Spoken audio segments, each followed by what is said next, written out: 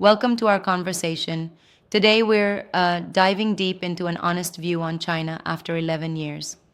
There's a lot to unpack about the misconceptions, the social credit myth, and even everyday moments like ordering coffee.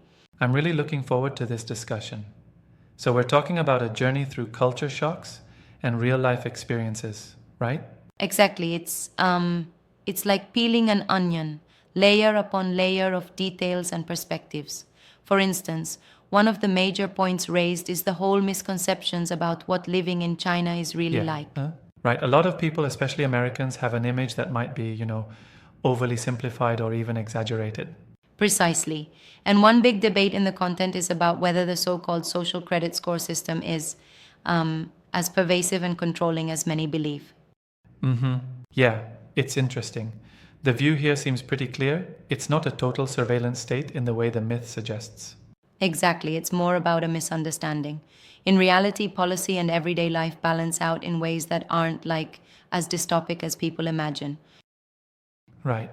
But let me ask, what about the idea that China is super controlled as a whole? I've seen folks say that it's a very rigid, controlled society. That's a great point. The content explains that while there are controls, many aspects of day to day life, like ordering coffee or using your phone, are surprisingly fluid and like Yeah, modern. exactly. So it's sort of a mixed bag. Like, on one hand, there are government policies, but on the other, life is vibrant and diverse. Definitely. For example, there's a segment about ordering coffee in China. It's mundane yet fascinating. It's not the same as in the US, but there's a creative twist to how people interact with such a universal service. That reminds me, there's this part where the speaker talks about cultural shocks for an American. What stood out for you there? Well, it's like the little surprises that add up. Imagine expecting a strict system and then finding out that everyday tasks, like using your phone, are uniquely different. They use different apps, different practices. It's like, there's a whole ecosystem of phone usage that mirrors the social system, but stands apart from the stereotypical notion. Yeah, I get that. And what did you think about the differences in problem solving approaches between Americans and Chinese mentioned in the video? Oh man, that was super interesting.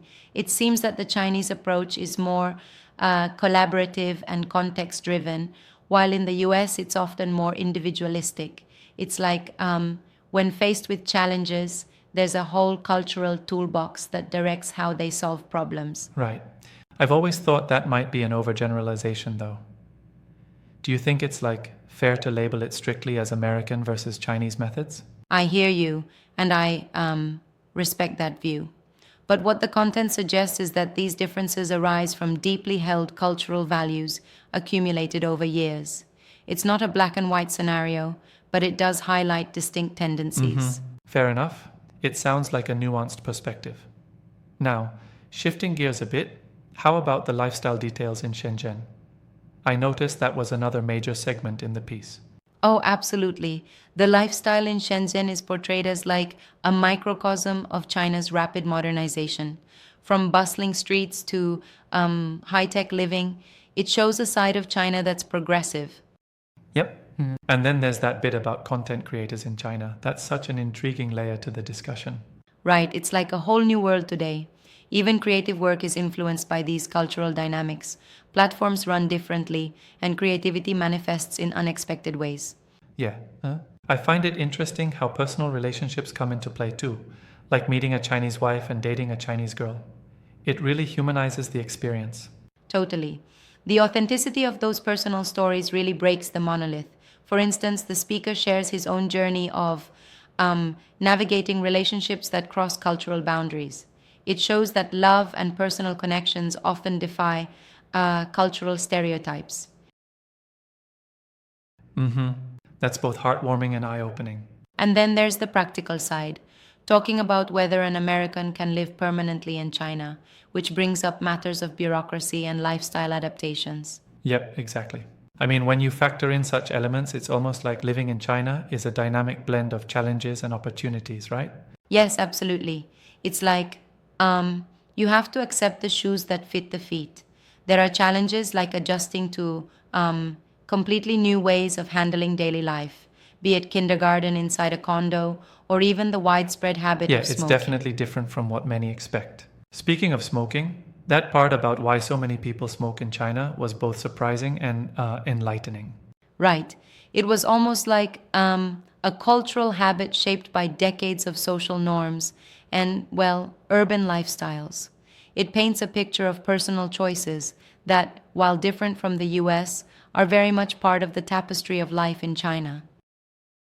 Absolutely. And then there's the emotional journey, how returning to the US felt after living in such a radically different environment.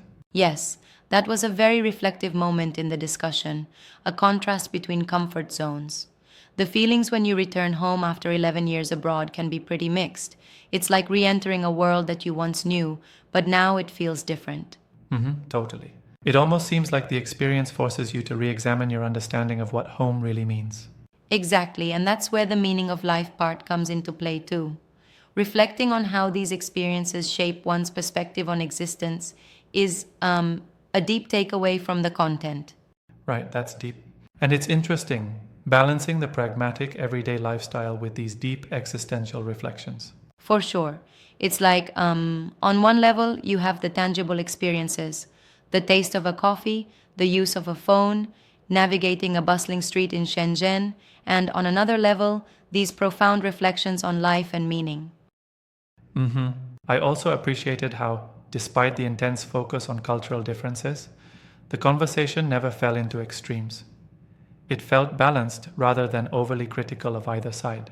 Yes, and that balance is crucial.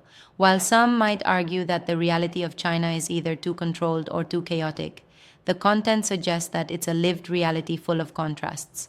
It's not as binary as often portrayed. True, absolutely. I must say, though, I do think that sometimes downplaying certain state controls might be a bit too comfortable for some critics. Would you say that might be an oversight? Well, that's a valid challenge. I mean, it's important to note that while the content strongly argues against some overblown myths, it doesn't dismiss real challenges entirely. It's more of a call to re examine assumptions rather than an absolute denial of every control measure. Fair point. I appreciate that nuance. It really makes the discussion richer. Absolutely. In the end, the journey through 11 years in China, from misconceptions to everyday surprises, underscores how complex and multi layered this experience is. It's like a constantly evolving story that defies simple explanations. Right on. This was a fantastic discussion, bridging the gap between hearsay and real, lived experience. Thanks for walking through these points with me. Anytime. It's been truly enlightening to hash out how personal narratives can reshape our global perceptions. Yep,